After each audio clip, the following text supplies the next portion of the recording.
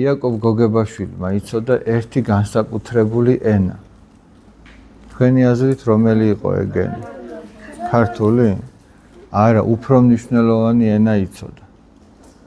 ახლა შეიძლება გაგიკვირდეთ ქართულზე მნიშვნელოვანი რაღა არის, მაგრამ რა შეიძლება იყოს?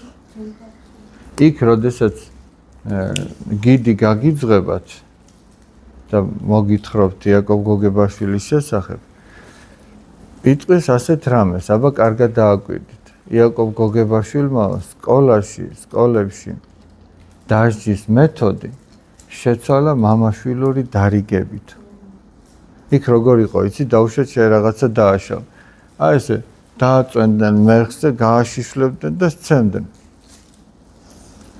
და ეგ შეცვალა იმითი, რომ მოვიდოდა და დაგარიგებდა, შვიდად გეტყოდა როგორც მამაშვილს, ესე დაგარიგებდა.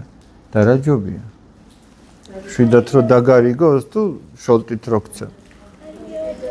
ხო და აი ეგ ჩვენ ერთმანეთის მიმართ აი ესეთი ენა უნდა ვისწავლოთ, სიყვარულის ენა.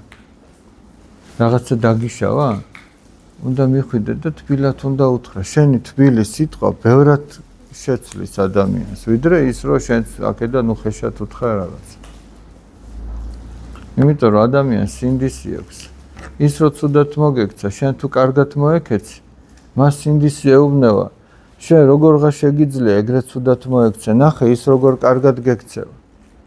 მაგრამ შენ თუ უხეშად ეკცევი იმას, ვინც შენ ცუდად მოგექცა, მაშინ ეშმაკი მოდის და ეუბნება, ნახე იმან უარესი გაგიკეთა.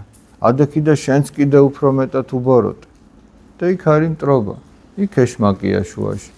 მაგრამ იქ სადაც ცუდად მოგექცევიან და შენ სიყვარულით მოექცევი, იქ კიდან ეშმაკი მიდის.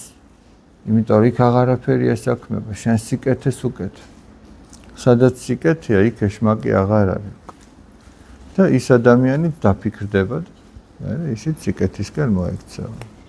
აი ეგ არის სიყვარულის ენა და ეგენა ყველას ესმის. შეიძლება ადამიანს ქართულად დაელაპარაკო ოღონ მრისხანებით და ვერ გაგიგოს ვერაფერი.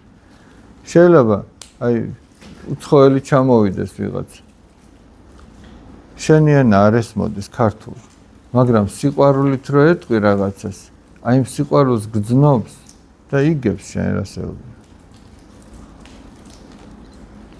მაშ იმიტომ რომ ჩვენი გული მის გულს წერილს უგზავნის, ჩუმად ისე უხილავად ეგ არ ჩანს და ეუბნება რომ შენის გიყვარს. თუნდაც შენი სიტყვები ვერ გაიგოს, მაგრამ შეიძლება თუ ადამიანი გეჯავრება, შეიძლება ლამაზი სიტყვებიც კი უთხრა, მაგრამ შენმა გულმა გაუგზავნა წერილი რომ ეჯავრება. და იმ ლამაზ სიტყვებს უკვე ფასი ეკარგება. ამიტომ თავარი ეგ არის, აი წმინდა პაისი ათონელი მაგას ამბობს, რომ განწყობა იქონიოს სწორი, გიყვარდეს.